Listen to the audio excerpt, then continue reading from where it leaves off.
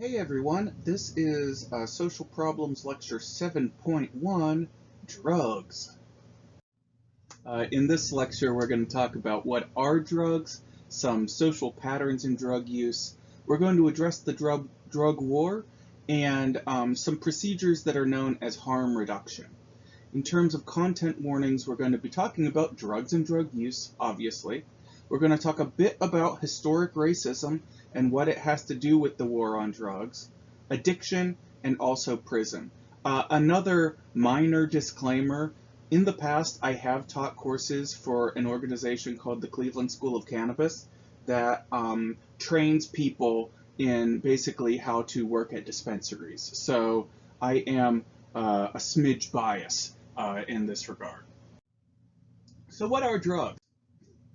A drug is defined as any substance other than food or water that when taken into the body affects the structure and or functioning of the body. The drugs can include illegal drugs, obviously things like heroin, semi-legal drugs, things like cannabis, also known as marijuana, prescription drugs, things like OxyContin. It also includes things like mood medications like Lexapro. It also includes codeine or even antibiotics. Those are all drugs. Caffeine is a drug, alcohol is a drug, and so is tobacco. Those three are somehow, though, at least modestly respected in our society. Also, items that are not intended to be drugs can be drugs. Things such as carbon, what is it? The propellant in some whipped creams. I think that might be nitrogen that people huff to get high.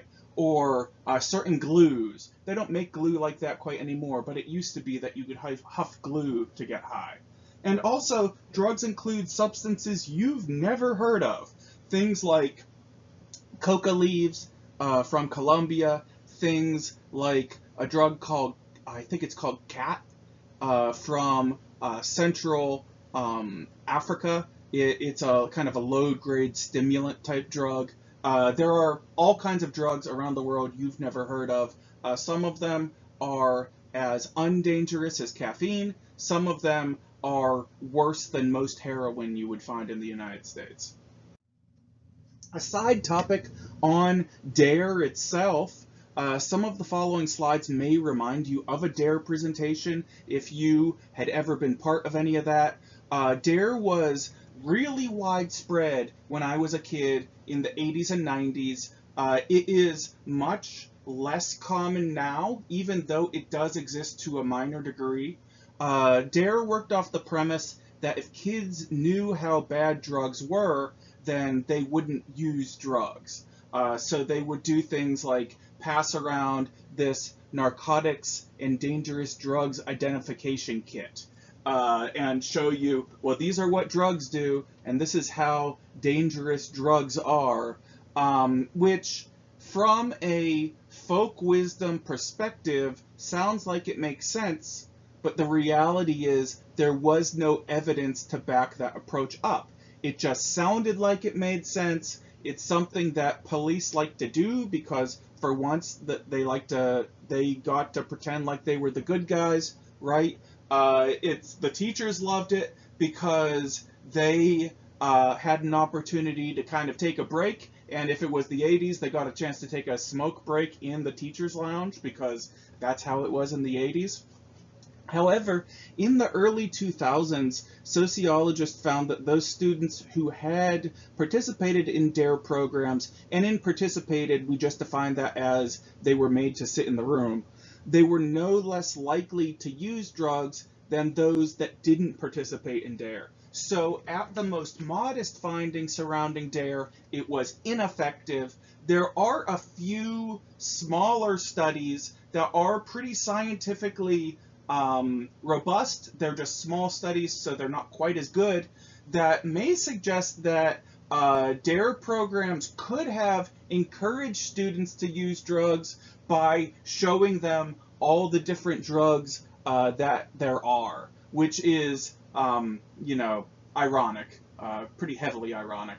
Another thing on the dangerous drugs and narcotics identification kits, these were not super uniform across the country, but most of them were produced by kind of central locations, so they were mass produced. These were not real drugs that were being put in here. This is all fake stuff. There were urban legends that, yeah, some kid stole the drugs identification kit and just took all of it. Well, that's not true. It's simply not how it worked. And you find, if you look at this carefully, some really funny names for street names of drugs that, probably aren't even what they were called. So let's talk about some specific types of drugs. These on the following slides are classified largely based on what it does to the human body. Depressants. These are drugs that slow down the activity of the central nervous system.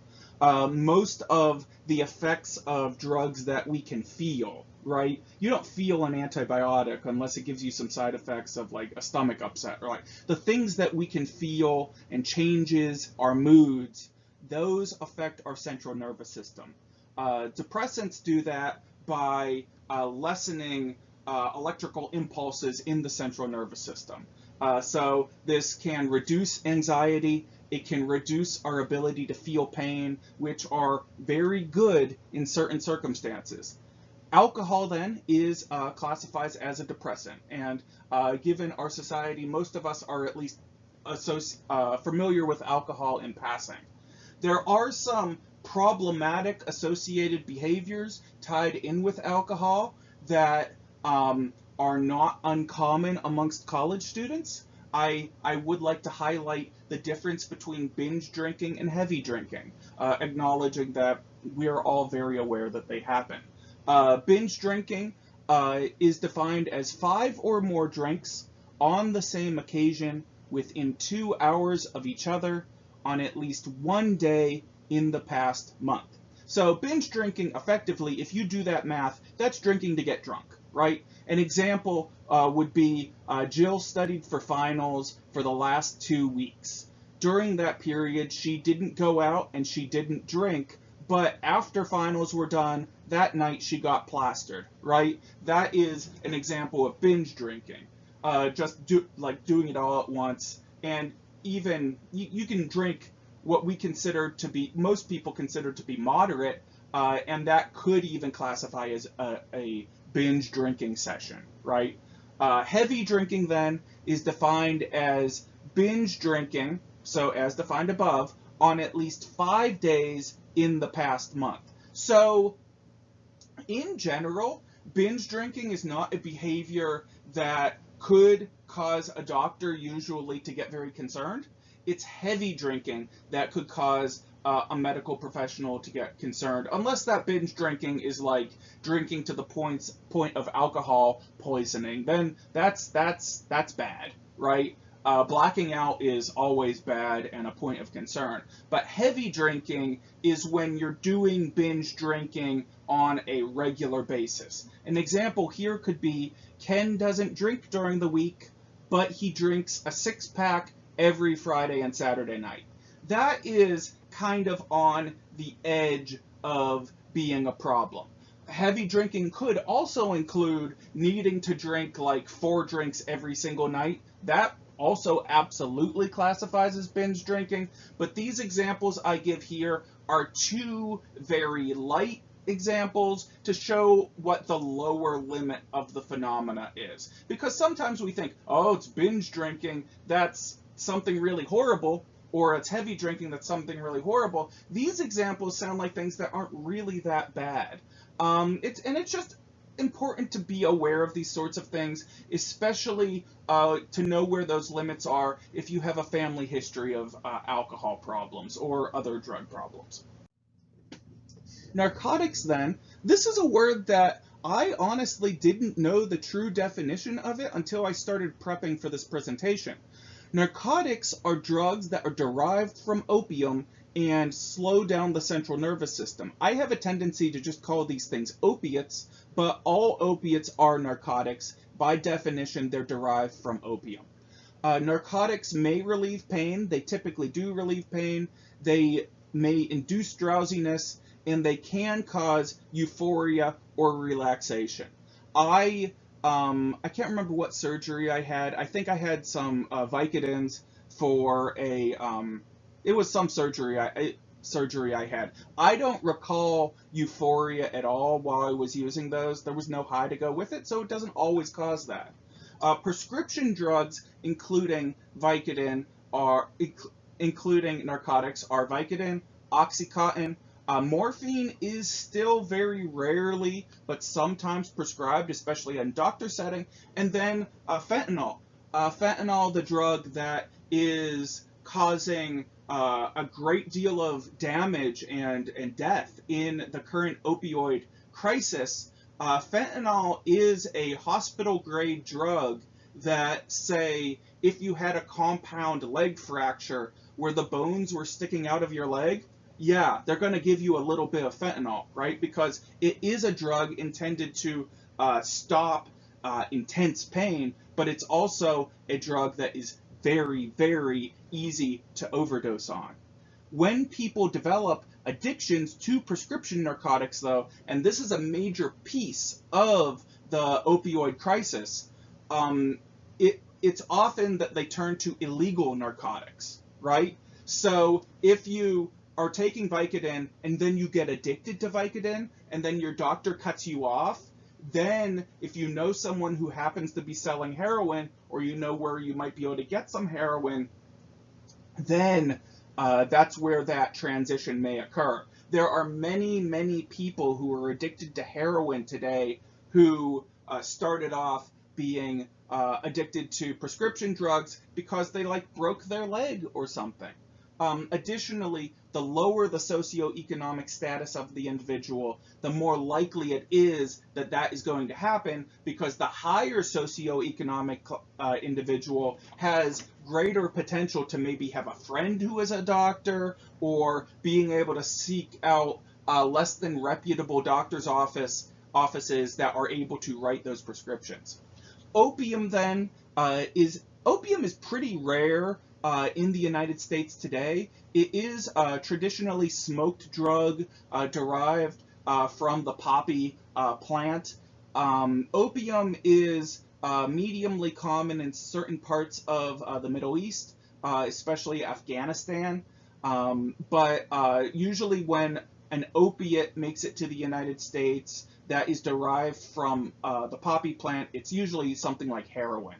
Heroin may be injected. It may be, it's most often thought of as being injected, but it can also be smoked, and it can also be snorted based on the purity of the actual heroin. If the heroin is impure, then the user is probably going to inject it. Heroin was actually originally derived as a less addictive form of morphine. I believe the scientific name is dimorphine. That is the scientific name for heroin. Heroin was actually a brand name by the Bayer Corporation that they used to sell their product, again, that they thought was a less addictive version of morphine. Narcan, then, if you know about narcotics, if you're concerned about narcotics, you should probably get your hands on some Narcan. Narcan is not an abusable substance. It is a first aid drug. It is a drug because it's something we put in the human body to cause an effect, but it's a drug that can save somebody's life. Narcan will revive someone after they have lost consciousness due to an overdose. So, and I've actually seen this, unfortunately, in one of my in-person classrooms. I've seen when people overdose from an opiate, it just looks like they fell asleep. And it could be even a situation where you shouldn't be able to fall asleep. Like, for example, a classroom in the middle of the afternoon, which is what happened to me. If you feel that you might encounter someone who is having an overdose in your everyday life, I really strongly suggest contacting your local Department of Health to access and be able to use Narcan. And Narcan is super easy to actually learn how to use. It is very similar to a nasal inhaler that you would use for allergies. Narcan is just like that. Right here, I have a hyperlink to a news story from American Libraries magazine that talks about places where you can access Narcan in your community, and libraries are actually one place where you can access Narcan. Hallucinogens then are, again, this is another one of the big classifications based on what the drug does. Hallucinogens are mind-altering drugs that cause delusions or hallucinations. And hallucinogens are very scientifically interesting in the modern era surrounding mental health and surrounding psychology, because many hallucinogens are currently being researched for their potential as mental health therapies, which is not something that was really possible in the last century during the war on drugs era, during the heavy stigmatization of these drugs. So LSD is the drug most commonly thought of as a hallucinogen. LSD was first synthesized in Switzerland in the year 1938. There is some evidence that there have been accidental consumption of LSD in historic incidents, such as the Salem witch trials. There's a fair amount of evidence specifically surrounding Salem that it probably wasn't what is called ergot poisoning. Ergot poisoning occurs when a fungus grows on rye grain, and it can cause very, very frightening hallucinations similar to that of LSD. Ergot poisoning, however, also causes very, very severe vomiting and diarrhea and brain damage as well. So don't seek that out by any stretch of the imagination. And there are other historic events where people encountered what they thought to be demons or ghosts or whatever that could also be linked to ergot poisoning that is chemically very, very similar to LSD. Additionally, we have hallucinogens like ecstasy, also known as Molly, also known as MDMA. Ecstasy, I grew up in the late 90s calling it ecstasy. This drug has changed its street name a couple times over the last couple decades. Most commonly, it was known as a club drug in the late 1990s. It was a really big club drug in the late 1990s. This I call it MDMA is the drug name. It is quite similar to a drug known as ayahuasca.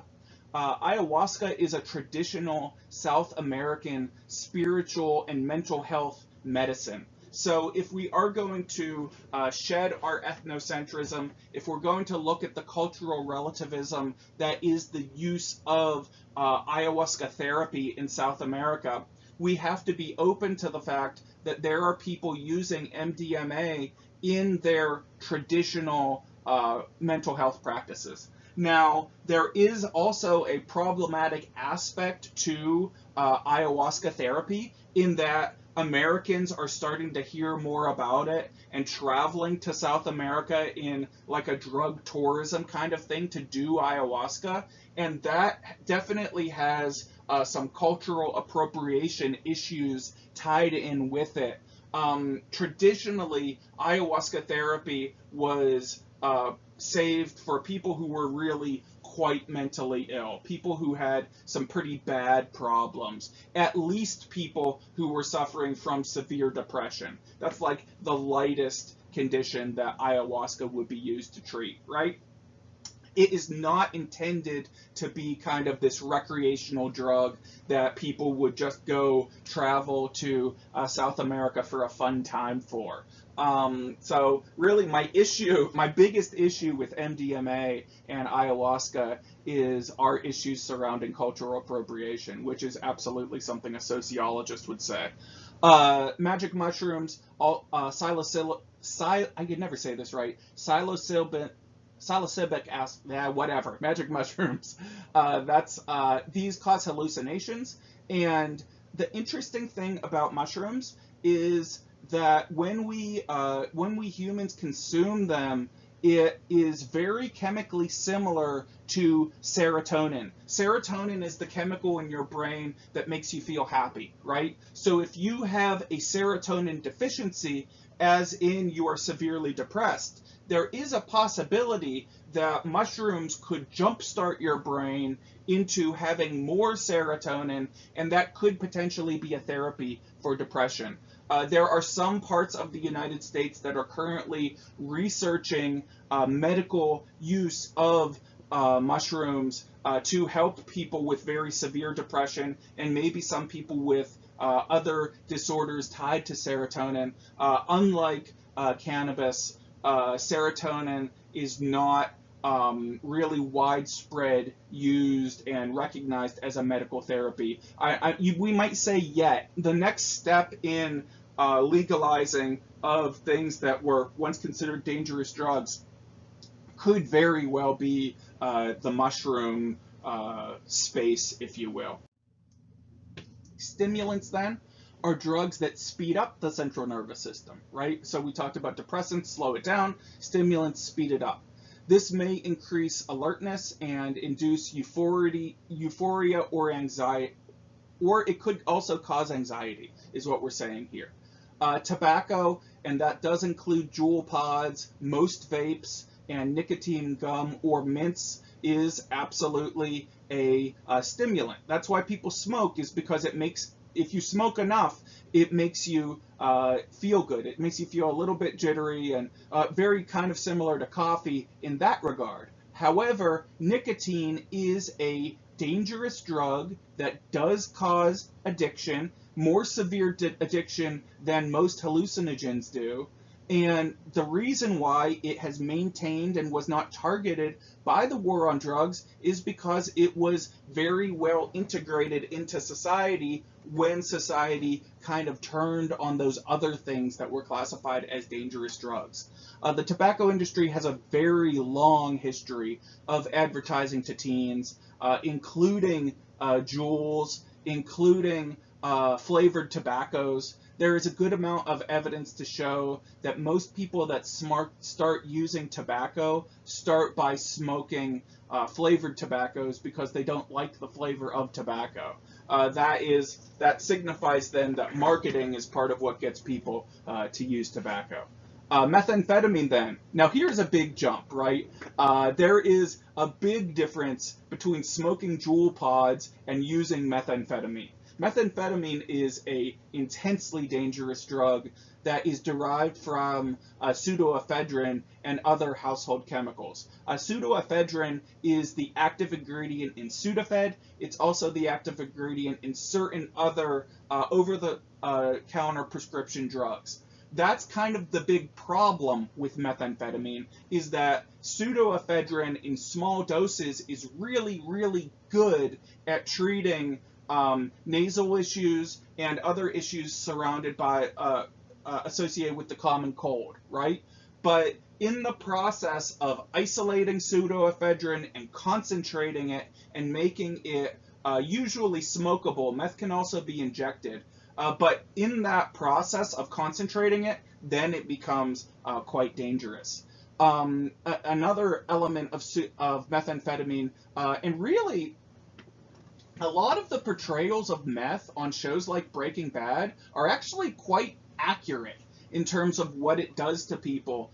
One of the major elements of the dangers of meth is obviously it's super duper addictive, but also people can make it in their homes with things that are technically legal to possess. So you can have all the stuff you need to make meth, and then though convert it using those and having all those chemicals in one spot, actually entirely legal.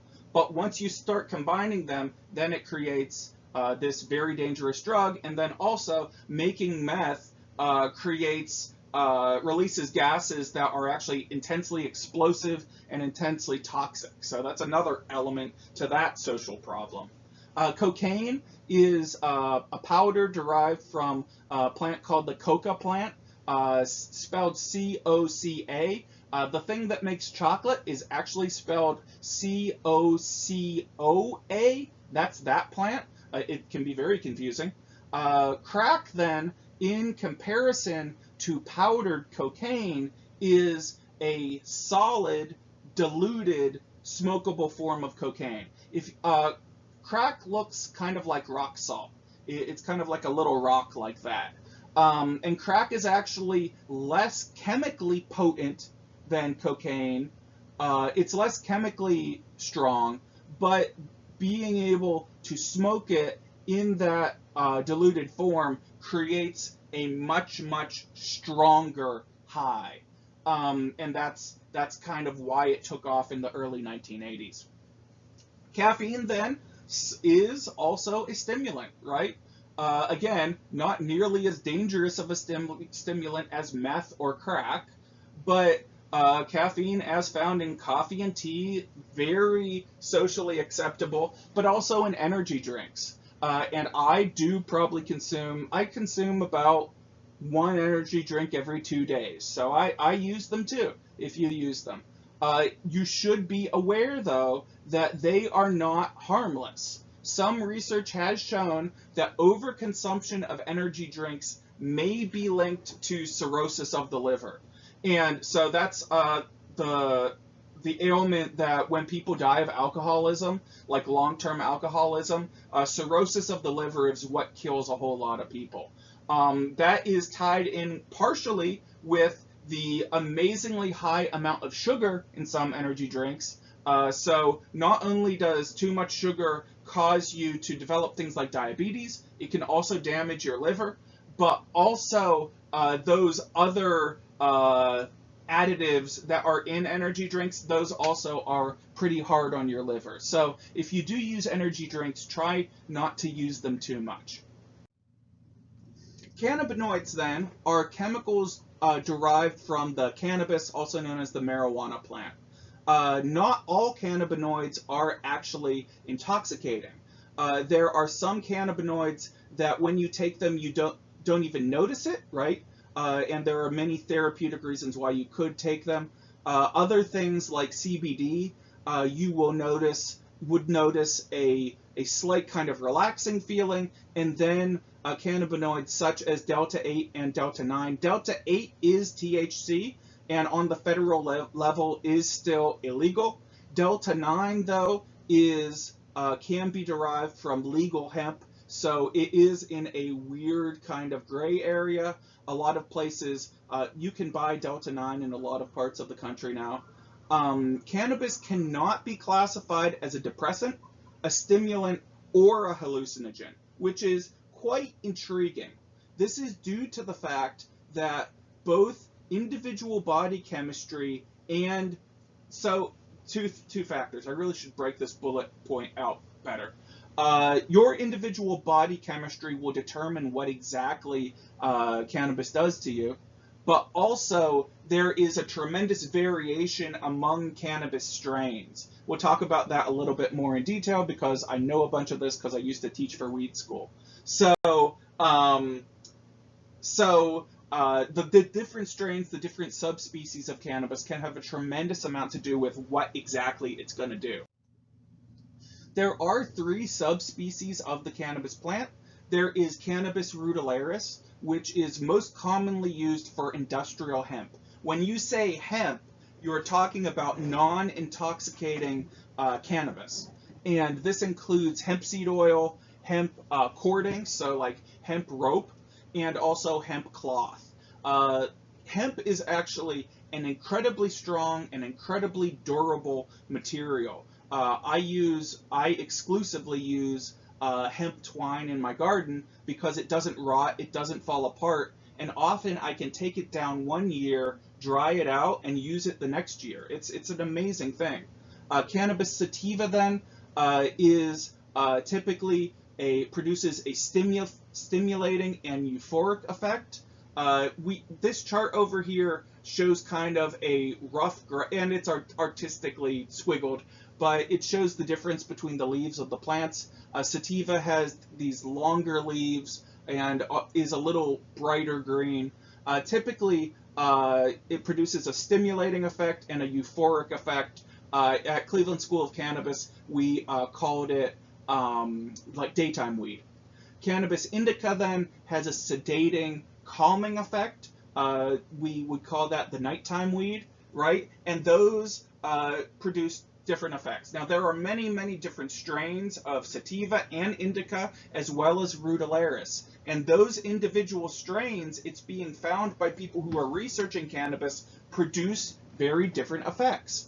We're probably going to see at the end of this century a great number of medical conditions that are actually treatable using derivations or derivatives, that's the word, of the actual cannabis plant. It's really an amazing growth area in our society. Yeah. So let's look at some social patterns in drug use, because this is a sociology class after all. In the United States, all demographic groups do use substances at similar rates. There is some variation, though, in terms of specific drug use, and that can be based on both subculture and culture itself.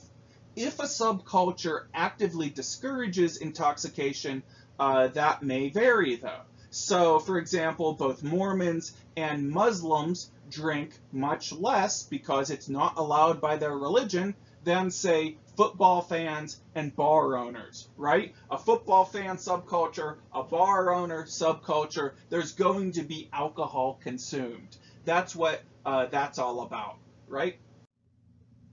Legal drugs, then, those that have never been made illegal, or at least were never for a very long term made illegal. So, like, alcohol went illegal for a couple years in the early 1900s, but then it became legal again. The reason for that is because those drugs were very much part of and consumed in the dominant culture. And we've talked about this repeatedly in this course. Dominant culture is primarily determined by the majority. In the 1900s, the dominant culture was very firmly white, very firmly middle class to upper class, and a number of other identities there. So that's why cigarette, alcohol, and caffeine were never made illegal in that way, because they were part of the dominant culture. Now, over the course of the 20th century, these were regulated to a certain degree. Cigarette companies started facing increasing regulation toward the end of the 20th century, once the medical research showed how very dangerous cigarettes are. Alcohol, there are very kind of quirky local laws, especially in some place like Utah, where there is a strong social value surrounding thinking that alcohol is dangerous. Caffeine has never really been targeted in quite exactly that same way. It'd be interesting. I'm actually thinking out loud. It would be interesting to look at if there are any laws actually regulating caffeine in any way. I don't know.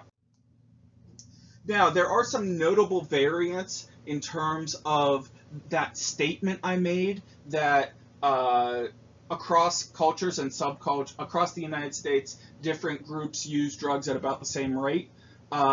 We say drugs in general, right? There are a number of cultures and subcultures that use them at slightly different rates. Rich people are more likely to use cocaine or very pure heroin due to its high cost. This was especially true in the 1980s and 90s. Also during that period, poor people were more likely to use and continue to be more likely to use drugs like methamphetamine and crack. Why? Because it's a cost factor, right? We work off the premise then, all groups of people use drugs at about the same rate. There are people in every single group who are going to want to use some drugs. Restating it, right? And in those groups, people will use the drugs that are present in their subculture. That's another way to put it. If you look at old magazines, especially like special interest magazines from the 1980s and 90s, you will find some wild advertisements. I didn't document what magazine this came out of, but you can find in things like Men's Health or Esquire or Playboy, you can find some advertisements in those old magazines for cocaine paraphernalia, which is just absolutely wild for us to think about today. Now, there are some other notable variants relating to both gender and sexual orientation. In our dominant culture, men do tend to abuse alcohol than women do. That is in part due to conceptions of manliness and hegemonic masculinity, right? It's thought, well, he's a man's man and he drinks like a man's man. Well, that kind of creates this conception of manliness tied in with alcohol. Additionally, then, there are some interesting historic phenomena within the LGBTQ plus community surrounding the relationship with alcohol, in that during the 20th century, during times of increased oppression of gay people, gay bars were some of the only places where gay people could meet and interact with each other. It's thought within the LGBTQ plus community that this model of bar as community center may have contributed pretty significantly to alcoholism in the LGBTQ plus community. And you can imagine and think about it. If you're somebody who has a predisposition for alcohol, you may avoid bars entirely. But if you're a gay person with that predisposition to alcohol, but there are no, like say the year 1970, and there are no other places to meet other gay people in the open, well, then you'll say, okay, I'll go to the bar and just meet some people. And then that's a pretty heavy temptation on the person that has problems with resisting alcohol, right? It really creates a pretty toxic environment for people that have no other options, right? That's not to say going to a bar is a bad thing, but for some people, going to a bar can cause some pretty bad problems. Another variation subculturally is religiosity. How religious someone is in terms of how often they attend religious service, how often they pray and read scripture, has a clear impact on their attitudes toward drugs. And this is laid out very well in our textbook. However, I will point out that this definition given by our textbook is somewhat Christian-centric. For example, some religions don't really have religious services per se. Some religions don't actually have central scripture in quite the same way that Christians do. But with that said, 71% of Americans identify as being Christian, so this religiosity variable at least works in the United States. I Google image searched drugs and religiosity, and I got this pretty strange t-shirt ad from Amazon, and I just kind of thought it was funny, not in like a making religion sort of way, but in just I'm not sure who exactly would wear this t-shirt, but anyway, you can buy it for $19.99 if you want it on Amazon.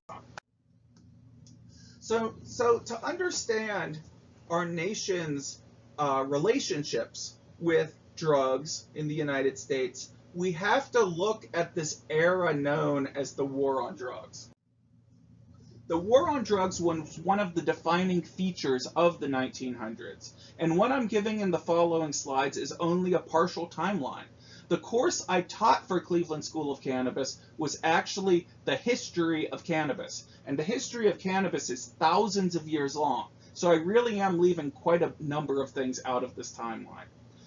In 1906, it started with the passage of the Food and Drug Act.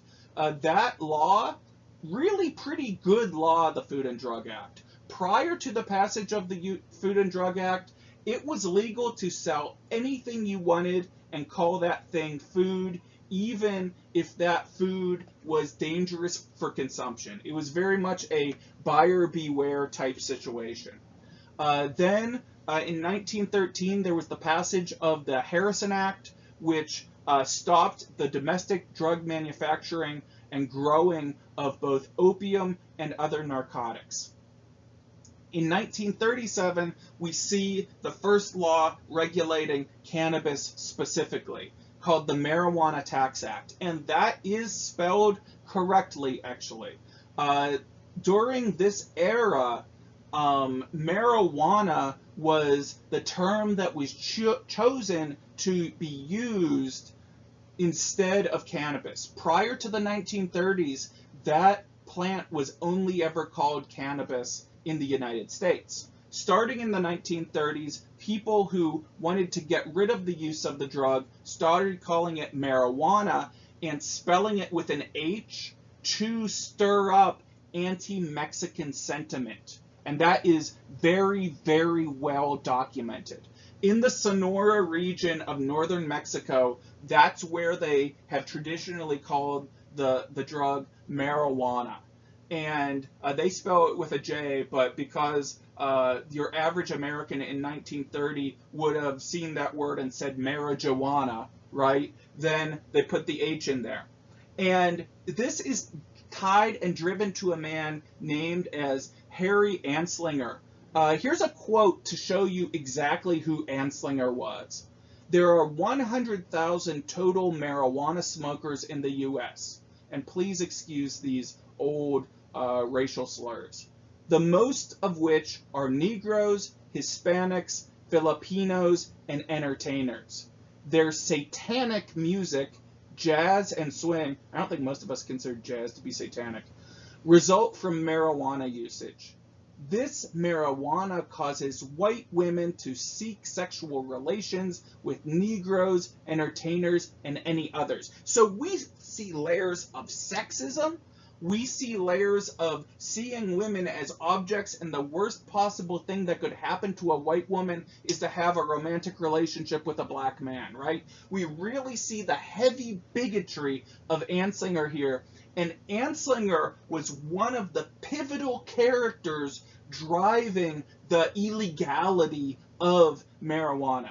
There's just so much heavy racism tied in with all of this. If you want to learn way more about this, there is a book called The Emperor Wears No Clothes, all about the recent history of cannabis in the United States. It's a pretty easy book to read. For some reason, used copies of it are really, really expensive, so I would suggest buying a new copy of it and don't pay anywhere over $50 for it. There's a weird collector's market surrounding the book. They do publish new editions of it. Just don't get caught up in that weirdness.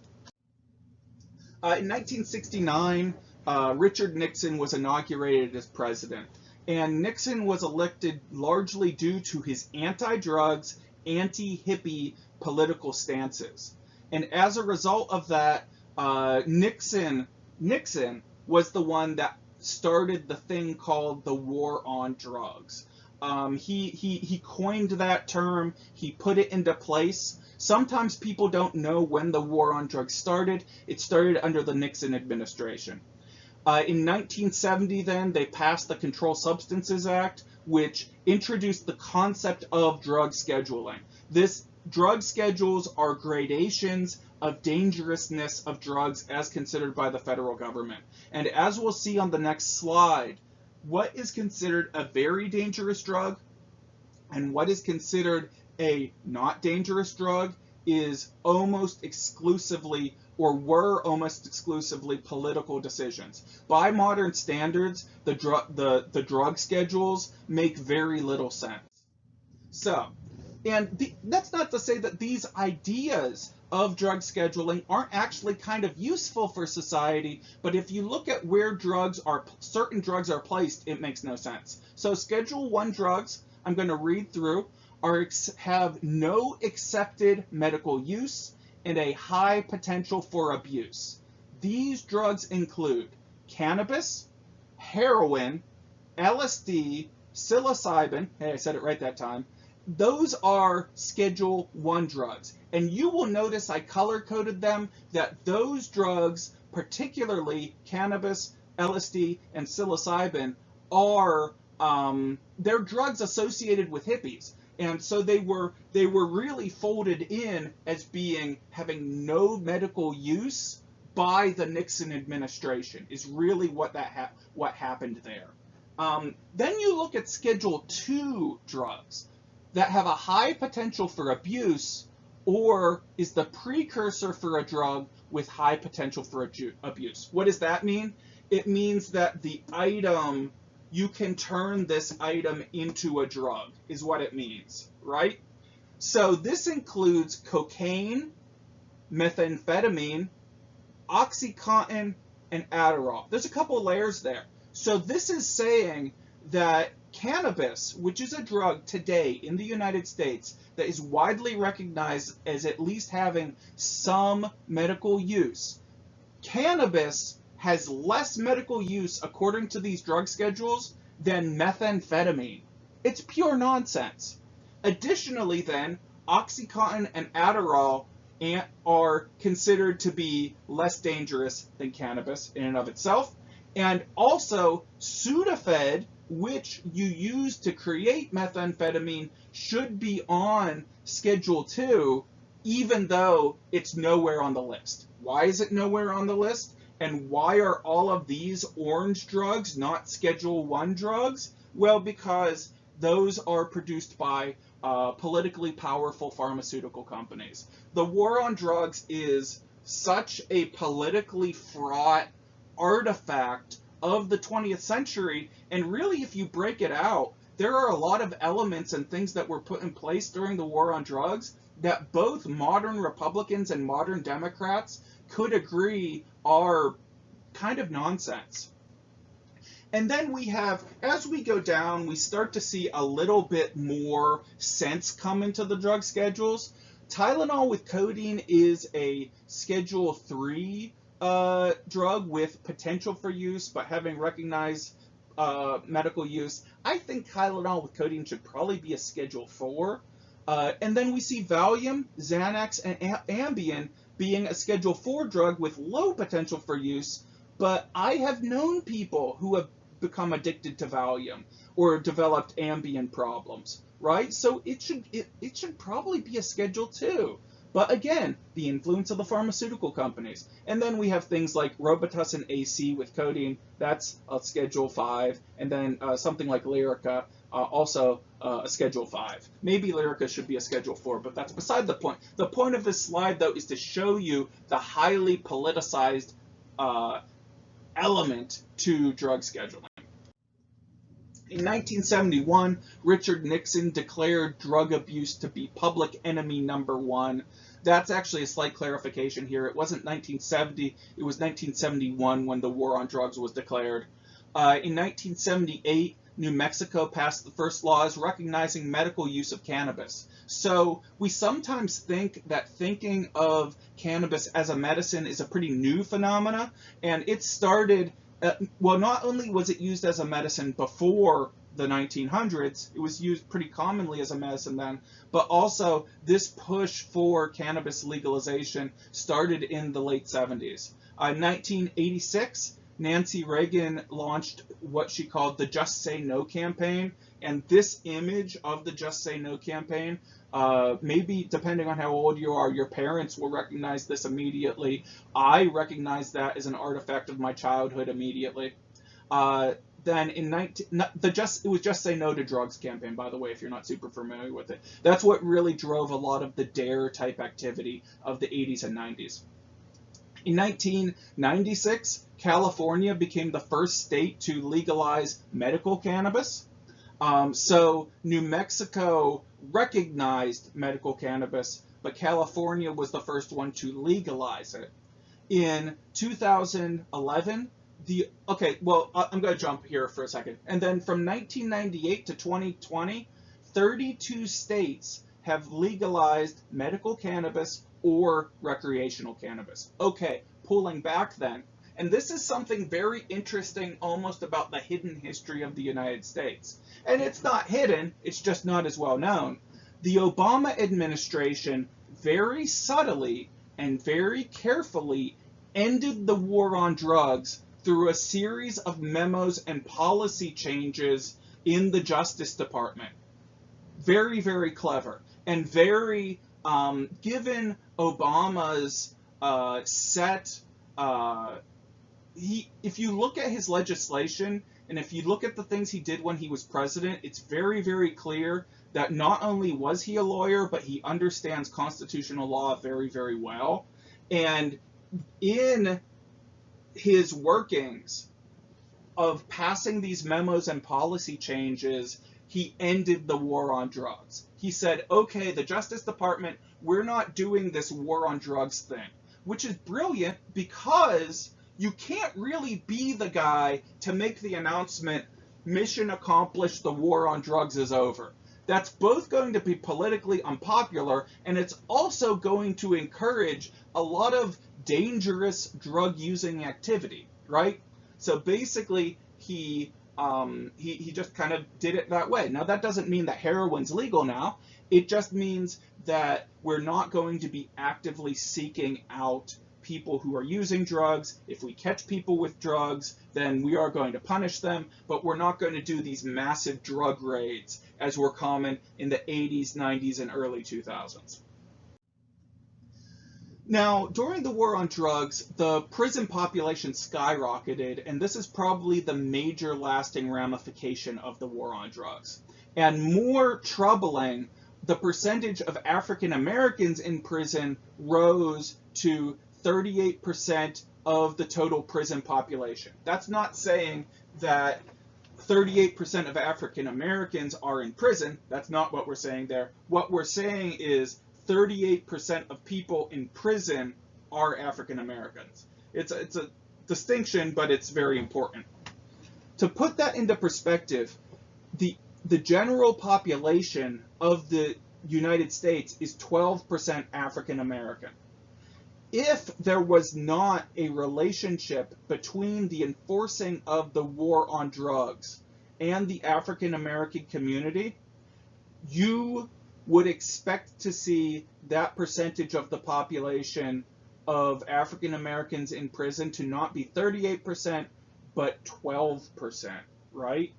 And you can really see, if you trace the percentage of African Americans in prison over time, it correlates with the war on drugs. This signifies that the war on drugs had a dramatic impact on disproportionately incarcerating African Americans. Now, if we look at this chart of incarcerated Americans as a whole, as a percentage of the population, we see that in the year 1970 to 1980, there was a slight uptick, but that uptick is about the same as we see from 1950 to 1960. But where we see the massive jump is 1980 to 2008, and that is when we were putting people in prison largely or to drug crimes or tied to drug crimes. Now, there's more to it than that. Drug sentencing reform that took place in the mid-1990s also really amped up putting people in prison, but that's starting to get more complex than this conversation needs to be. And then since the end of the war on drugs, some public health programs have changed to be oriented toward harm reduction. And that's great. That's really good. My wife, the social worker, fully endorses that. The definition of harm reduction is a public health strategy that attempts to minimize the harm caused by potentially dangerous behavior. So it goes off the premise that we know people are going to do this, whether it's legal or not.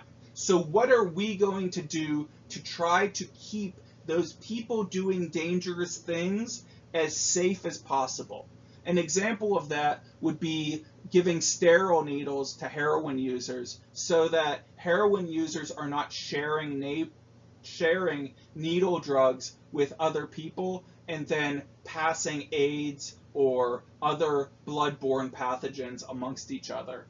It also includes providing free condoms for sex workers, right? Or providing free condoms for everyone, but especially sex workers, to keep STDs from spreading around. Another option in damage harm reduction is the drug courts. Drug courts are courts in which drug offenders are sentenced to drug treatment and counseling, as opposed to putting them in prison and raising that number of people in the prison industrial complex, right? That is another alternative. Now, drug courts aren't in every city. They are relatively small, specialized things, but they have helped in a pretty big way keep a lot of people who simply have addictions out of prison and pointing them to where they need to go to actually get the help that they need. Okay, this has been an interesting lecture, if a little longer than average. If you have any questions or anything like that, or want to talk about an assignment or anything, just feel free to send me an email. Thanks.